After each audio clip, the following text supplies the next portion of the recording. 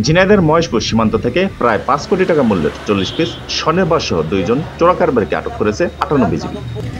মঙ্গলবার বিকেলে উপজেলার ভারত সীমান্তবর্তী কল্যাণপুর সীমান্তের ছয়গুড়ি এলাকা থেকে তাদের আটক করা হয়। মহেশপুর ৫৮ বিজিবির পরিচালক এইচ.এম. সালাউদ্দিন চৌধুরী বিষয়টি নিশ্চিত করেছেন। আটক জসিমউদ্দিন মহেশপুর উপজেলার কাজিরবাড়ি ইউপির ছয়গুড়িয়া গ্রামের মৃত মকবুল হোসেনের ছেলে ও হুমায়ুন কবির একই গ্রামের আক্তার আলীর ছেলে।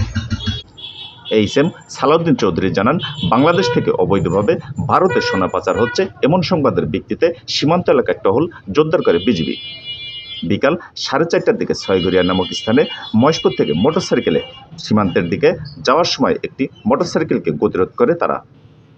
সে সময় মোটরসাইকেলে থাকা 2 ব্যক্তির কাছ থেকে উদ্ধার করা হয় 4 কেজি 633 গ্রাম ওজনের 40টি স্বর্ণের বার, যার আনুমানিক মূল্য 4 কোটি 86 লাখ টাকা। আটক করা হয় ওই গ্রামের জসিমউদ্দিন ও হুমায়ুন কবিরকে। এ ঘটনায় বিজিবির পক্ষ থেকে মামলা দায়ের করে আসামিদের মহেশপুর থানায় সোপর্দ করা হয়েছে। SK Johnny, Jhenaidah.